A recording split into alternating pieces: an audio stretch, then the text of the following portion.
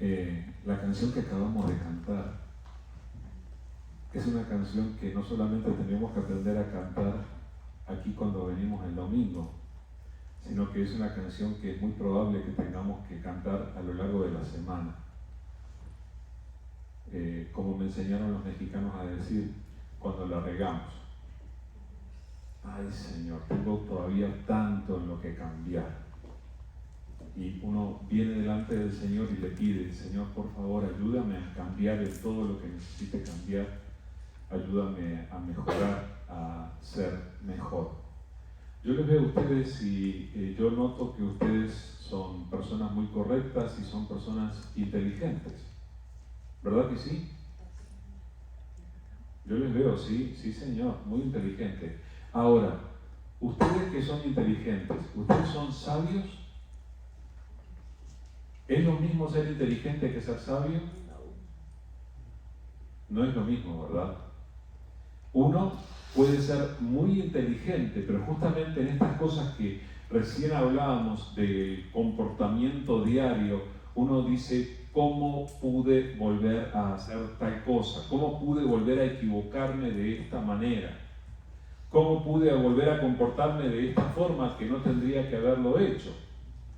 Y eso no quita que seamos inteligentes, pero hay tal vez cierta diferencia en la aplicación de la sabiduría, o necesitamos algo más de sabiduría. Quiero volver a recordarles el texto que nos leyó Blanca hace un ratito. Esto es Santiago capítulo 3, versículos 13 al 18. Dice: ¿quién es sabio y entendido entre vosotros? Muestre por la buena conducta sus obras en sabia mansedumbre.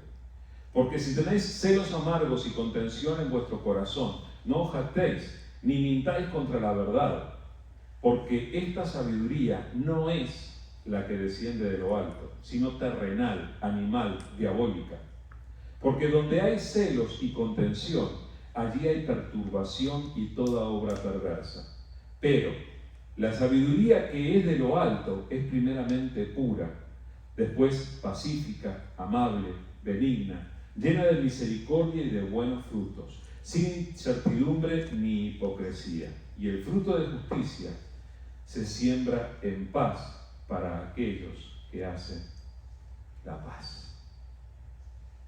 Qué buena que es esta palabra para recordarnos que muchas veces nosotros nos consideramos sabios y entendidos, pero la verdadera sabiduría, eso es lo que nos recuerda este pasaje, se manifiesta en nuestra conducta, en la forma en la que nosotros obramos, en nuestras acciones. Y muchas veces nuestras acciones manifiestan celos amargos, contención, soberbia, orgullo, y esa no es una manifestación de sabiduría. Necesitamos aprender a distinguir la verdadera sabiduría. Hay ciertas cosas que funcionan conforme a la lógica del mundo. Ciertas cosas que nosotros las hacemos porque son lógicas, porque todo el mundo las hace. Porque desde pequeño me han dicho que se hace así, o porque he visto a otros comportarse de esa manera, entonces yo lo tengo que hacer de la misma forma. Hay algunas de esas cosas que no son para nada sabias. Y que uno, cuando empieza a encontrar lo que Dios hace en la vida de las personas, uno empieza a descubrir que esa no es la manera correcta, ni de comportarse, ni de tratar a los demás, ni de tomar decisiones. Entonces, necesitamos empezar a encontrar esta sabiduría que Santiago aquí menciona, que desciende de lo alto, que es pura, es pacífica, amable, que manifiesta justamente el fruto del Espíritu. Lo que les quiero decir es que necesitamos cambiar la lógica con la que nosotros vivimos. Necesitamos tener un cambio profundo. Y nosotros sabemos, y tantas veces lo decimos, la persona que viene a Jesucristo, aquel que se encuentra verdaderamente con Jesús, experimenta una transformación. Es más, cuando nosotros decimos que alguien viene a Jesús, que alguien creyó en Jesús, nosotros decimos se convirtió. Hablamos de conversión, ¿verdad? Algunas veces algunos me preguntaron, ¿y se convirtió en qué? Es como la princesa que andaba besando sapos a ver si se convertía en príncipe. Y no se convirtió. Pero cuando una persona cree en Jesús, ¿en qué se convierte? ¿En qué consiste esta transformación que Jesús produce en nosotros? Para entender en qué consiste, nosotros tenemos que profundizar en el pensamiento del Señor y entender cuál es su intención para nosotros. Nosotros a veces pensamos que la transformación de la persona que conoce a Jesús experimenta consiste en venir a la iglesia, donde cantamos canciones espirituales y leemos la Biblia. Y conozco gente que esa es toda la transformación que ha vivido. El único cambio que hubo en su vida es que antes no iba a la iglesia y después fue a la iglesia. ¿Ese es todo el cambio? Oigan, si ese es todo el cambio, estamos en problemas. El cambio tiene que ser más grande, tiene que ser más profundo. Nosotros tenemos que encontrar en Jesús algo que sea radicalmente diferente a lo que nosotros encontramos en el mundo, en el diario vivir, en el sistema en el que vivimos. Y justamente, si ustedes se ponen a analizar, van a encontrar que Jesús ha sido, es y será el único maestro de toda la historia que ha dicho lo que nadie ha sido capaz de decir. Que ha sido capaz de enseñar lo que nadie ha sido capaz de enseñar. Entonces nosotros somos herederos y receptores de esas enseñanzas que Jesús vino a traer y que son radicalmente diferentes a la lógica humana. Jesús te va a enseñar cosas que razonándola con nuestra mente humana nosotros vamos a pensar, pero esto no es lógico. No es lógico lo que el maestro está diciendo. No es normal, no es común. Justamente, Jesús es diferente. Y los hijos de Dios, los que creen en Jesús, son diferentes porque han recibido las enseñanzas que Él nos vino a dar. Así que hoy vamos a visitar las enseñanzas de Jesús. Dicho sea de paso, ¿trajeron un casco hoy? Ustedes saben lo que es un casco, ¿no? El yelmo de la salvación está bien, pero no, porque hay veces que ustedes dicen que en el sermón uno es un poco apedreado. ¿Es cierto eso? Porque hoy puede ser que esté complicado. Así que recibamos. Mientras yo preparaba esto, yo quedé hecho puré. Entonces necesitamos aprender a escuchar y recibir, aunque a veces lo que el Señor nos tenga para decir puede ser un poco duro. Bueno, pero déjenme compartirles. Ustedes saben que entre las enseñanzas de Jesús, de las que más han golpeado la lógica humana, está el Sermón del Monte. El Sermón del Monte es algo así como, algunos lo han llamado la carta magna de la vida espiritual presentada por Jesús. Y el Sermón del Monte fue dirigido originalmente no a las grandes multitudes, si bien mucha gente lo rodeaba a Jesús. Jesús le dirigió estas enseñanzas a sus discípulos, particularmente a aquellos que habían creído en Él, como nosotros hemos creído en Él. Así que estas enseñanzas son particularmente para nosotros, que hemos creído en Jesús, y vamos a encontrar en ellas la lógica del cielo, que es diferente de la lógica del mundo. Les quiero compartir esto, está escrito en Mateo capítulo 5, y vamos a leer varias secciones del Sermón del Monte, pero primero vamos a leer del versículo 17 al 20. Dice así la palabra del Señor. No penséis que he venido para abrogar la ley o los profetas. No he venido para abrogar, sino para cumplir.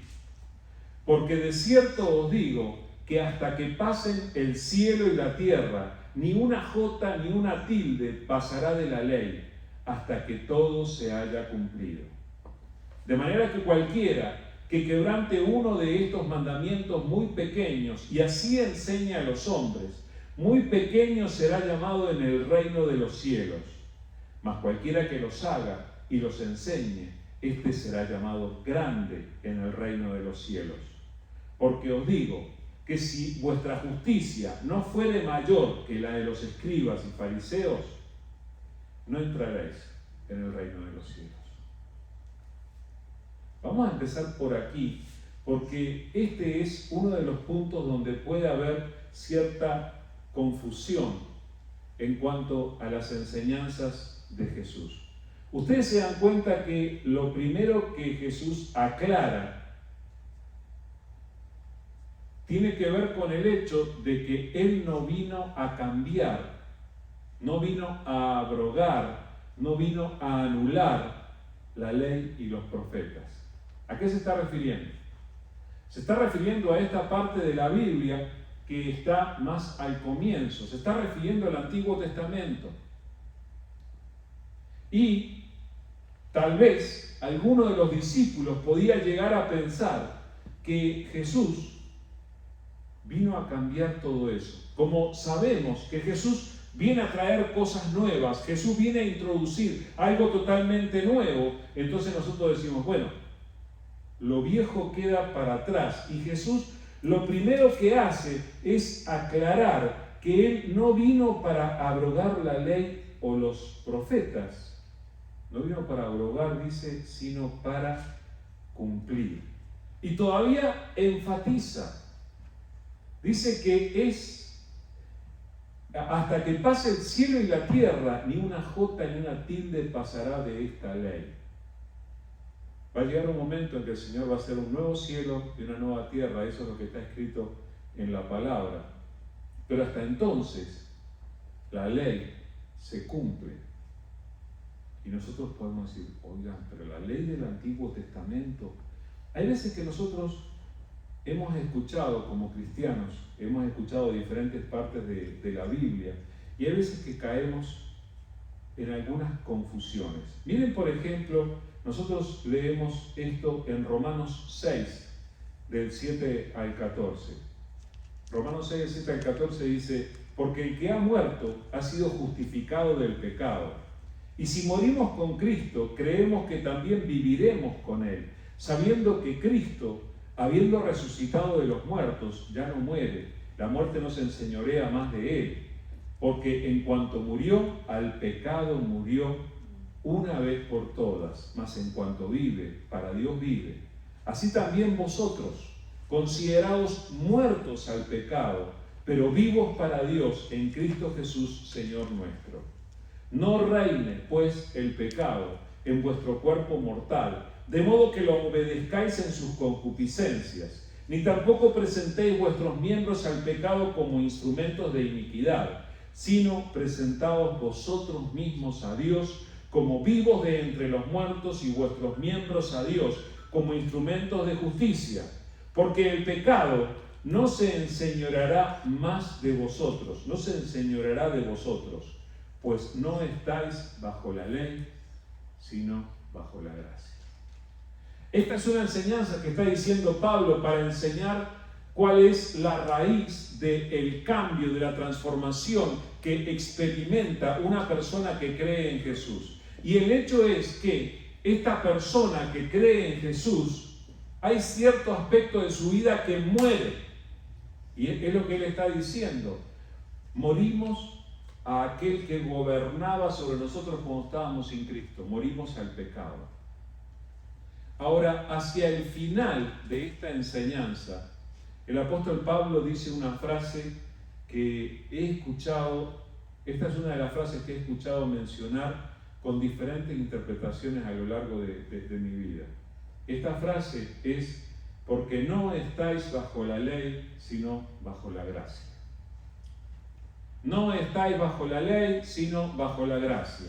Entonces, yo he escuchado cristianos que dicen que como no estamos bajo la ley, entonces nosotros no tenemos que cumplir nada de lo que está escrito en el Antiguo Testamento. Si no estamos bajo la ley, entonces olvidémonos de aquella leyes, de aquellos reglamentos, de aquellas enseñanzas que dio Dios tanto tiempo atrás, porque eso es la ley. Nosotros ya no estamos bajo la ley, entonces estamos bajo la gracia. Oigan, he escuchado esto, enseñado, predicado, comentado, explicado, he escuchado discusiones entre cristianos que dicen, no, pero eso no lo tenemos que hacer más porque eso es de la ley. O nosotros estamos bajo la gracia. Para empezar, el apóstol Pablo no estaba diciendo eso. El apóstol Pablo no estaba diciendo que los mandamientos de Dios entregados en el Antiguo Testamento hubieran dejado de tener valor. Y justamente eso es lo que el Señor Jesucristo nos enseña en este pasaje de Mateo que leímos. Nos dice que Él no vino para abrogar la ley o los profetas, sino que Él vino para cumplir. O sea que nosotros tenemos que prestar atención a toda la enseñanza de Dios, porque el Señor quiere que nosotros, como sus hijos, nosotros seamos obedientes y participemos en obediencia a la ley de Dios. Así que, si tú eres un hijo de Dios, si tú quieres caminar con Dios, el Señor pagó por todos nuestros pecados en la cruz del Calvario, hemos sido perdonados, estamos limpios por su sangre, gloria a Dios. Pero una vez que nosotros hemos creído, tenemos que comprometernos a vivir conforme al propósito de Dios, conforme a las enseñanzas de Dios. Y eso implica lo que está escrito también. Ahora, ustedes van a notar que si algunas personas pensaban, bueno, el Señor vino a cambiarlo todo, entonces la ley ya ha quedado atrás, ya ha cambiado esto. El Señor no vino a achicar nuestra responsabilidad delante de Dios para el cumplimiento de la ley.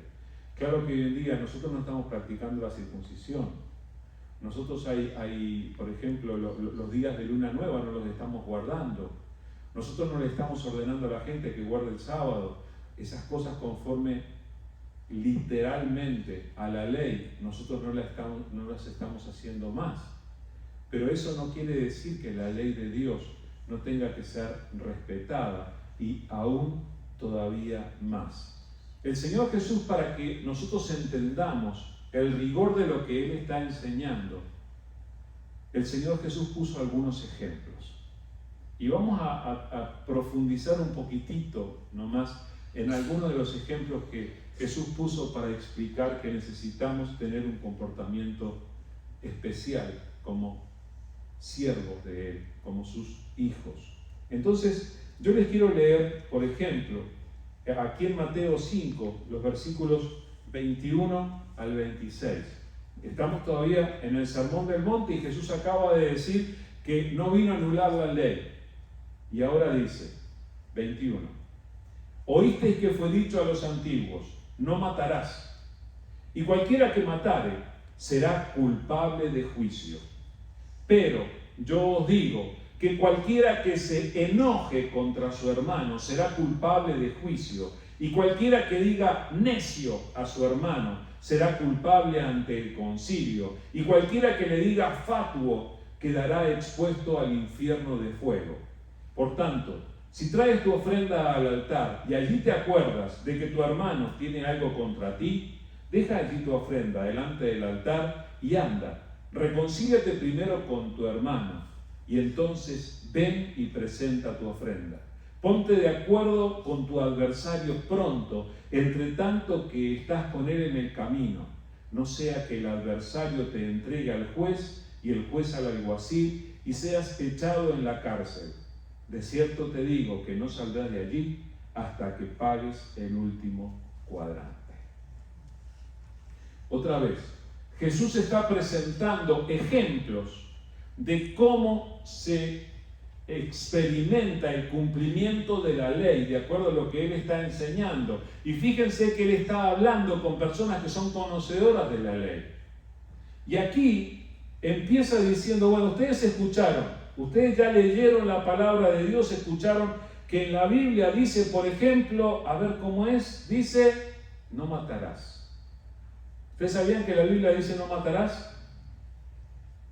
Éxodo 20:13, está escrito en los 10 mandamientos. Todos lo sabemos. Hasta las constituciones nacionales de los países fueron inspiradas en eso. No matarás. ¿Están de acuerdo en que no hay que matar? Muy bien, los felicito. ¿Están de acuerdo con Dios? Perfecto. Ahora, ustedes se dan cuenta de lo que Jesús está haciendo con esta enseñanza que está presentando ahora. Jesús le dice, ustedes ya saben que la Biblia dice no matarás. Bueno, déjenme decirles algo. Yo les voy a decir algo más grande todavía. Porque cualquiera que matare va a ser culpable en el juicio, ¿verdad? De acuerdo a su incumplimiento con la ley.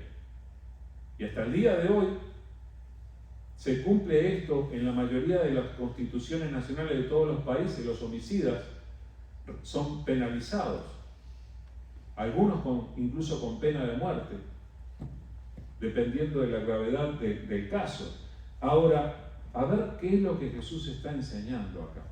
Yo los miro a ustedes y yo veo personas que, espero, no han matado a nadie. Ustedes no mataron gente, ¿verdad? Esperemos que no. Hay algunos que han matado con la mirada, sí, ya sé. Bueno, pero fíjense lo que Jesús está diciendo aquí. Ustedes escucharon que en la Biblia dice, no matarás y cualquiera que matare será culpable en el juicio. Pero yo os digo, y fíjense que aquí Jesús trae sabiduría del cielo. No solamente la ley, sino sabiduría del cielo. Yo os digo, ¿qué es lo que dice Jesús? Que cualquiera que se enoje contra su hermano será culpable de juicio. Claro que aquí, gracias a Dios, ninguno de nosotros somos culpables, ¿verdad? ¿O ustedes se han enojado? Sí, pero momentáneamente. Y nos parece que justificamos porque es momentáneo. Aquí la palabra nos está denunciando. Hay algunos que son más enojones que otros, ¿sí? Pero enojarnos, nos enojamos todos. Tenemos poca tolerancia al no. Cuando no salen las cosas como esperamos, como queremos, como nos parece que tienen que salir. Nosotros a las personas más rápidas para reaccionar con enojo les llamamos calderita de lata, es como una fosforito que se enciende rápido, que inmediatamente reacciona. El hecho es que aquí caemos todos. El Señor nos está diciendo, tú que te has enojado, tú eres culpable delante de Dios. Eso es lo que está diciendo, pero miren todavía más, porque el Señor usa 3 frases que son tremendas. Primero, dice que el que se enoja es culpable de juicio. Ahora, ustedes se dan cuenta cómo el Señor sabe perfectamente que cuando uno se enoja, lo primero que hace es hablar. Porque ustedes cuando se enojan, no solamente se enojan y se refieren, no gruñen. Lo primero que hace uno cuando se enoja es hablar. Uno de mis mayores desafíos es el tránsito. ¿Usted se enojó alguna vez con un conductor de otro vehículo? Somos todos amigos, nos llevamos tan bien. Pero hay algunos que son un poquito nada más imprudentes y que se cruzan delante tuyo justo cuando... Y hay ocasiones en las que el saludo que a uno le sale hacia el vehículo que se acaba de cruzar delante de ti no es del todo amistoso.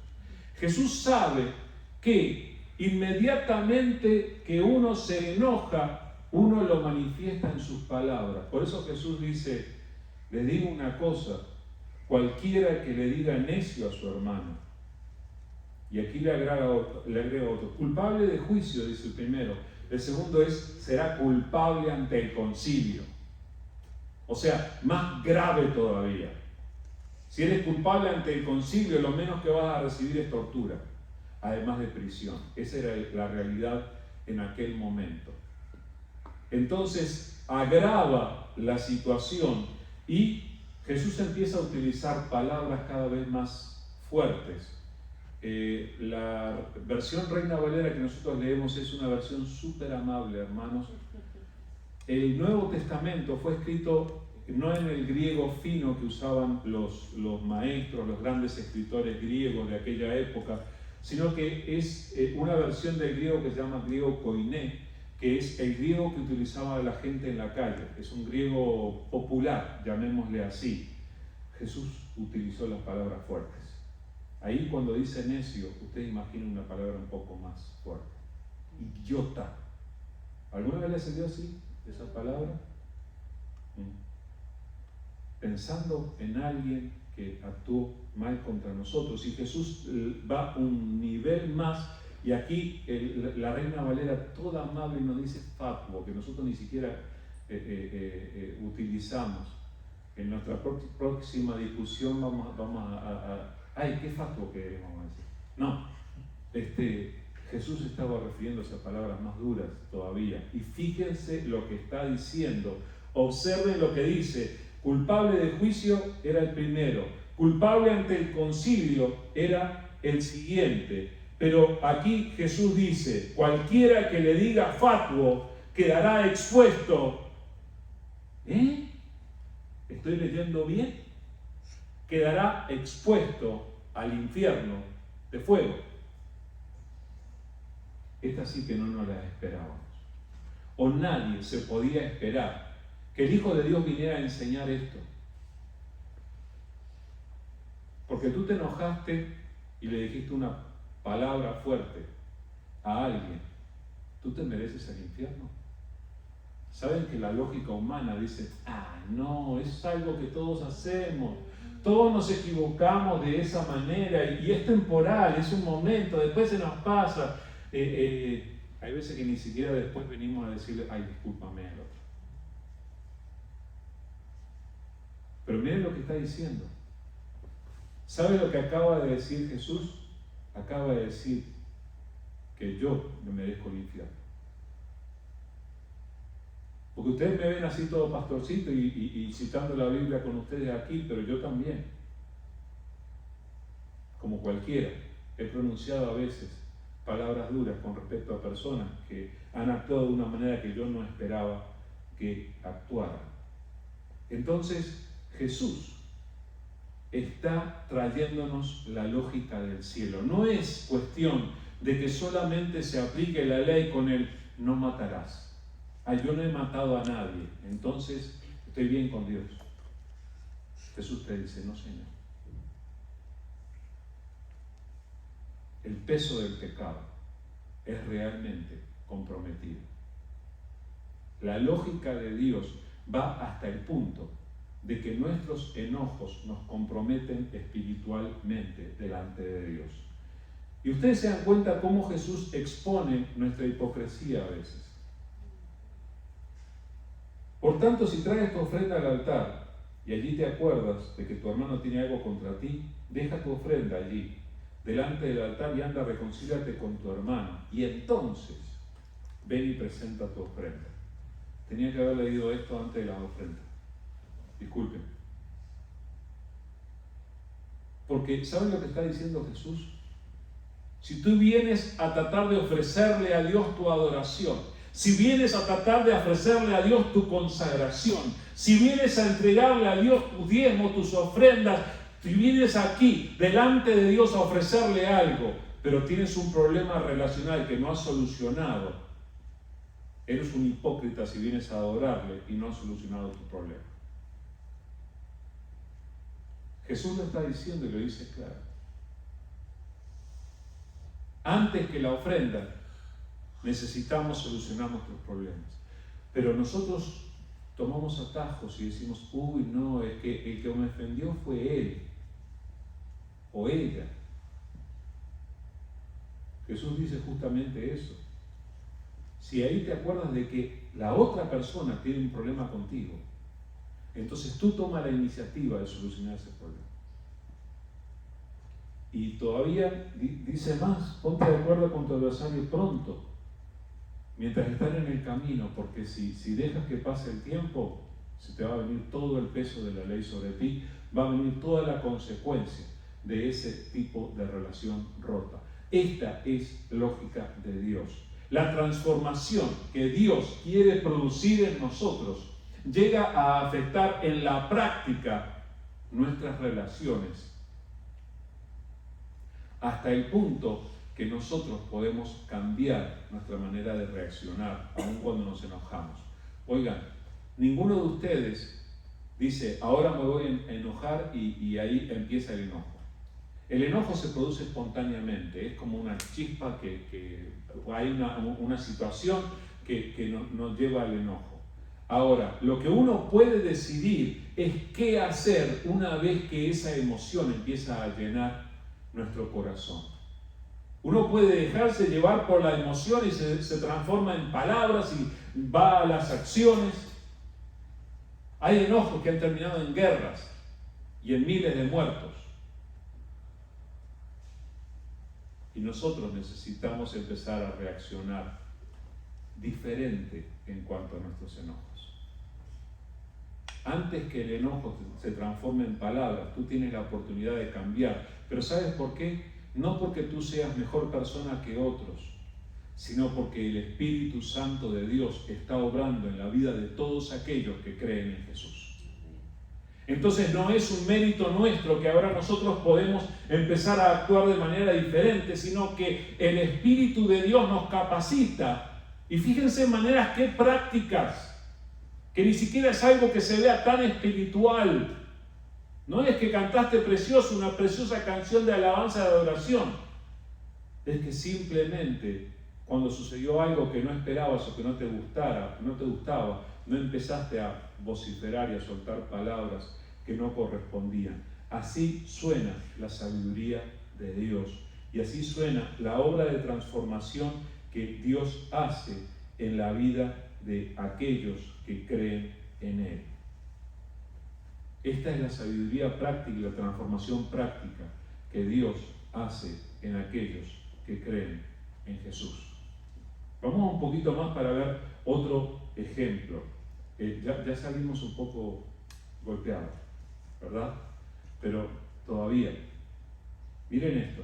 Versículo 27 de Mateo 5, 27 al 30. Dice, oísteis que fue dicho, no cometeráis adulterio.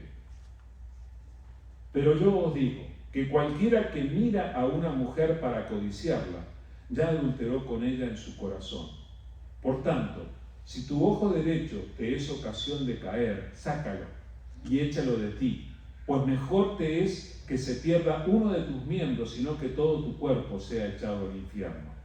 Y si tu mano derecha te es ocasión de caer, córtala y échala de ti, pues mejor te es que se pierda uno de tus miembros, y no que todo tu cuerpo sea echado al infierno.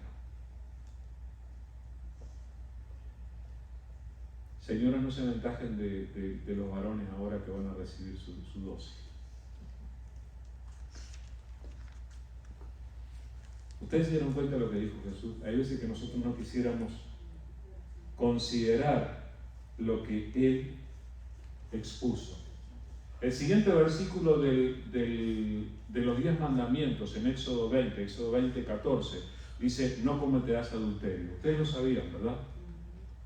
Hoy en día, el adulterio no está presente en las legislaciones de las constituciones nacionales de los países. No es condenado ni con cárcel ni con multa. Al contrario, la sociedad parece aplaudirlo, el adulterio. Sin embargo, nosotros sabemos que en la palabra de Dios, en la ley, está escrito no cometerás adulterio. Ahora, nosotros, así como con el no matarás, a veces podemos decir, pero yo no he llegado a eso, yo no he hecho esto o aquello. Jesús nos llama la atención, yendo todavía más allá y mostrando cómo nosotros hemos sido responsables. Os digo que cualquiera que mira a una mujer para codiciarla, ya adulteró con ella en el corazón. Nosotros consideramos que el adulterio se produce cuando se consuma el hecho. Jesús nos dice, no tendría que haber sentado esposos y esposas acá, porque está complicada la situación. Jesús dice que no es cuando se consumó el hecho, es cuando el hombre la miró a la mujer para codiciarla, dice, y esto nosotros, cada uno sabe hasta qué punto llega esto. Entonces, ¿qué pasó? Ya adulteró con ella en su corazón.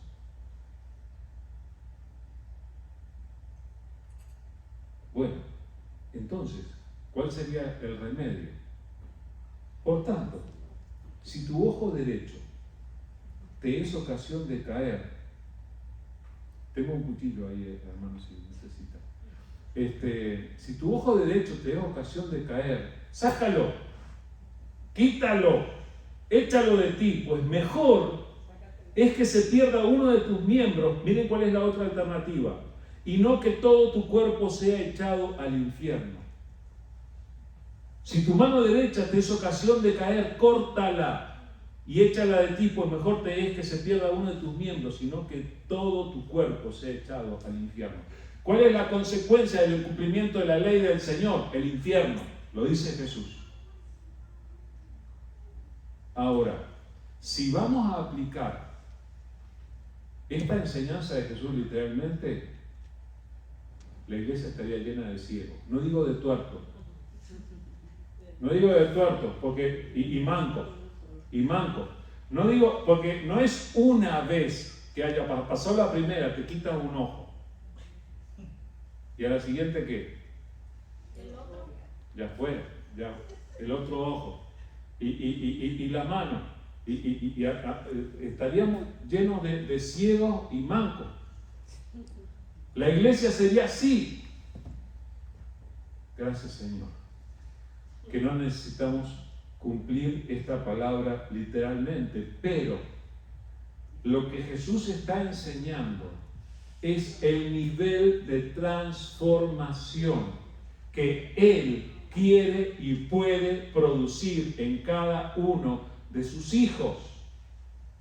Este es el poder del Espíritu Santo obrando en la vida de los que creemos en Jesús. ¿Saben? Yo conozco mucha gente que cree que el poder del Espíritu Santo es algo que se manifiesta solo en la reunión.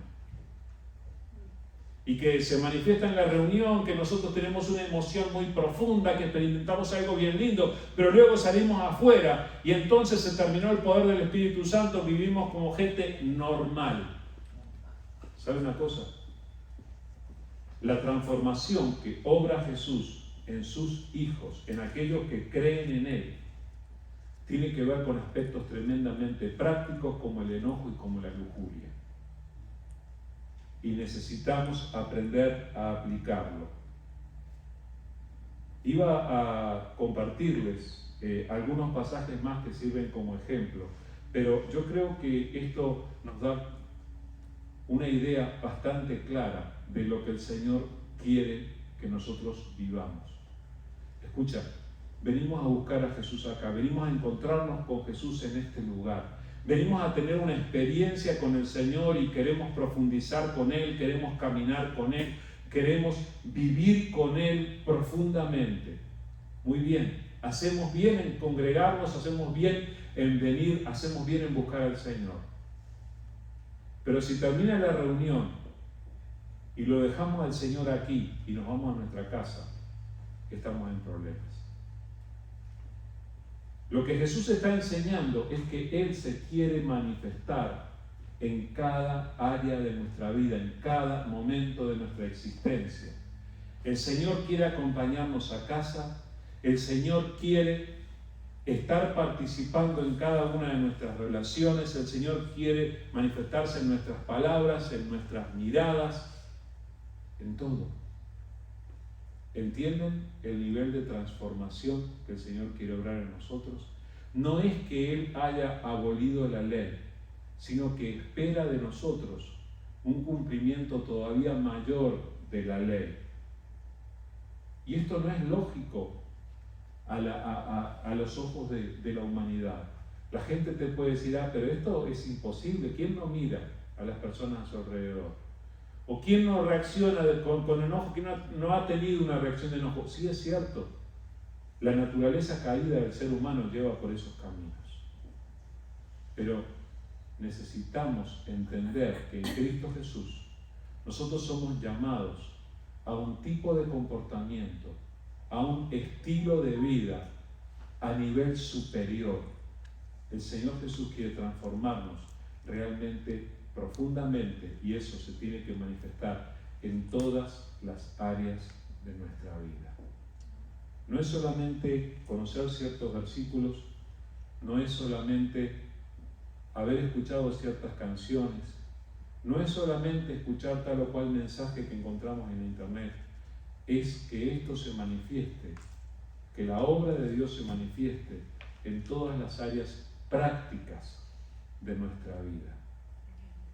Si hablamos de llenura del Espíritu Santo, la llenura del Espíritu Santo pasa por esto. La obra del Espíritu de Dios pasa por la forma en la que Él se manifiesta en la práctica, en cada momento de nuestra vida. Así que, ¿qué tal si le pedimos al Señor, Señor, realmente necesito que obres en mí, necesito que me ayudes a cambiar, necesito que me llenes para que pueda vivir conforme a tu voluntad? ¿Necesitas de la obra del Señor? ¿Necesitas que el Espíritu Santo actúe en tus palabras, en tus pensamientos, en tus reacciones? Necesitamos de Dios. Vamos a orar. Amado Señor, te damos muchas gracias, Señor. Gracias porque tú nos has dado la salvación. Señor, nosotros hemos venido a ti porque tú nos has ofrecido el perdón de nuestros pecados y te damos gracias porque creyendo en Cristo Jesús, nosotros somos restaurados, nosotros somos reconciliados contigo y nosotros venimos a experimentar la obra que tú haces. Señor, queremos de verdad ser transformados por ti. Señor, al considerar estas palabras nos damos cuenta de que a veces solamente aplicamos la sabiduría del mundo y no aplicamos de tu sabiduría en nuestra vida. A veces justificamos nuestros errores diciendo que no son tan grandes porque todo el mundo hace lo mismo. Perdónanos, Señor, de verdad te pedimos. Perdónanos por nuestros enojos, perdónanos por nuestras miradas que no correspondieron.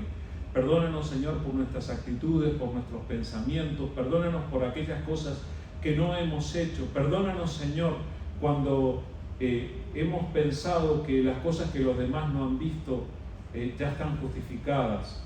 Señor, perdónanos, por favor.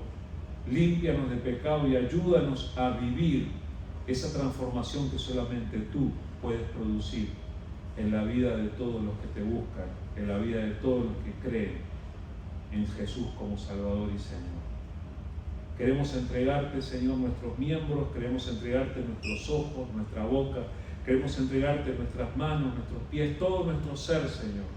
Queremos dejar que tú obres en nosotros y que tú estés manifestando ese cambio que solamente tú puedes producir en la vida de las personas. No se produce porque seamos mejor que otros, sino que se produce porque tú, tu Espíritu Santo, obra en nosotros. Señor, nos ponemos en tus manos ahora y te pedimos, Señor, que de esa poderosa manera vengas a manifestarte en nuestro hogar, en cada una de nuestras relaciones, en nuestras vidas. Gracias, Señor, gracias por tu palabra, gracias por tocar nuestro corazón una vez más con tu enseñanza. Ayúdanos, Señor, a ser fieles para ser celosos de cumplir lo que tú nos estás enseñando y para dar fruto de esta palabra para tu honra y gloria. Señor, tú sabes que nuestro corazón también quiere obedecerte en cuanto a orar por la paz de Israel ahora que Israel está en guerra y está en conflicto. Y Padre, queremos rogarte que en este tiempo tú estés cumpliendo tu palabra, que tus profecías se cumplan y que, Señor, si tú estás pronto para venir, que nosotros estemos prontos para ir contigo cuando tú nos vengas a buscar. Señor, ayúdanos a ser celosos en vivir conforme a tu voluntad para honrarte. Señor, ten misericordia de aquellos que están en conflicto, que están corriendo, que están huyendo, que están siendo maltratados de alguna manera. Ten misericordia, Señor, y acompáñales también, Señor, que incluso esto, aquellos que están viviendo bajo quebrantamiento, puedan encontrarse contigo, puedan buscarte de corazón. Padre, gracias por la obra que tú haces. Nos ponemos en tus manos y te rogamos tu bendición. En el nombre de Jesús. Amén. Bueno, muy bien. Yo sé que ustedes se están preparando para comer. Yo he visto gente trayendo